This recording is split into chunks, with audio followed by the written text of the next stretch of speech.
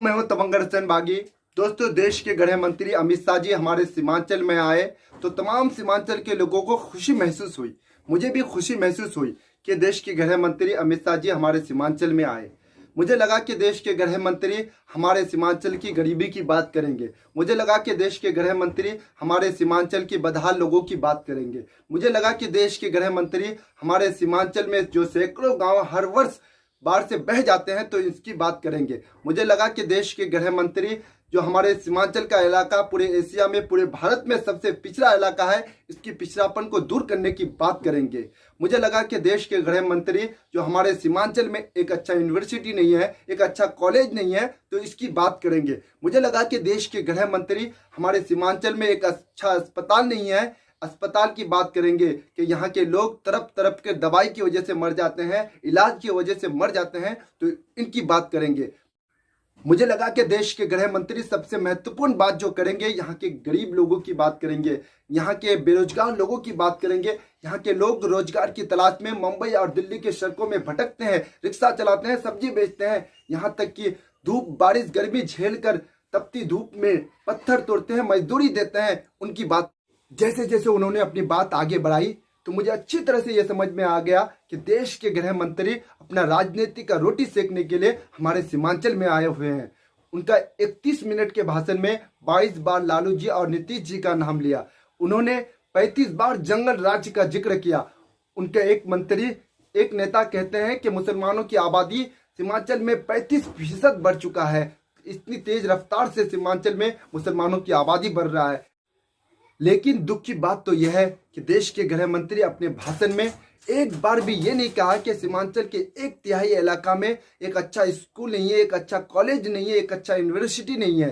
देश के गृह मंत्री अपने 31 मिनट के भाषण में एक बार भी ये नहीं कहा कि सीमांचल में एक अच्छा अस्पताल नहीं है, कि सीमांचल के लोगों को दिल्ली और मुंबई में जाकर अपना इलाज कराना पड़ता है क्योंकि यहाँ पे एक अच्छा अस्पताल नहीं। दोस्तों, कभी हम लोग बीजेपी के दीवाने बन जाते हैं, तो कभी कांग्रेस के चाहने वाले बन जाते हैं, तो कभी आरजेडी और जेडीयू के चाहने वाले बन जाते हैं। इसीलिए ये लोग जीतने के बाद हमारे हाथ में मूंगफली पकड़ा देते हैं। हम लोग तबला बजाते रहते हैं, हम लोग तालियां बजाते रहते हैं इनका भाषण सुनकर, लेकिन ये लोग विकास की बात नहीं करता है। इन लोगों की आंखों में आंखें डालकर ये कहना पड़ेगा कि अगर तुम विकास करोगे, हमें रोजगार दोगे, हमें नौकरी दोगे, तो हम आपको वोट देंगे। इसीलिए मैं हमेशा इस देश से, इस देश के मुसलमानों से, इस देश के हिंदुओं से बार बार ये कहता हूं कि आप किसी भी पार्टी का, किसी भी नेता का गुलामी करना छोड़ दो, क्योंकि ये लोग अपना राजनीति का रोटी सेकने के लिए हमें इस्तेमाल करते हैं। ना ही देश के गृह मंत्री अपने भाषण में एक बार ये कहा कि हमारे सीमांचल के, हमारे बिहार के लाखों करोड़ों ऐसे नौजवान हैं जो बेरोजगार हैं, जो रोजगार के तलाश में दर बदर की ठोकरें खाते हैं, जो ग्रेजुएट किए हुए हैं, रास्ते पे भटकते हैं, आत्महत्या करने लगते हैं क्योंकि बेचारे के पास रोजगार नहीं है, ट्रेन से कट के मर रहे हैं। लेकिन इनका जिक्र एक बार भी नहीं कहा। अपने 31 मिनट के भाषण में ना रोजगार की बात कहा, ना नौकरी की बात कहा, किसी की बात नहीं कहा। दोस्तों, ना इस देश में हिंदू बुरा है, ना मुसलमान बुरा है। बुराइयों पे आ जाए तो हम इंसान बुरा है। अब हमें किसी प्रकार की कष्ट नहीं है। अगर किसी को कष्ट नहीं है इस देश में, तो इस देश के नेताओं को कष्ट नहीं है। अगर किसी को कष्ट नहीं है इस देश में, तो इस देश के पूंजीपति लोगों को कष्ट नहीं है। अगर इस देश में वाकई में किसी को कष्ट नहीं है, तो इस देश के अफसरों को कष्ट नहीं है।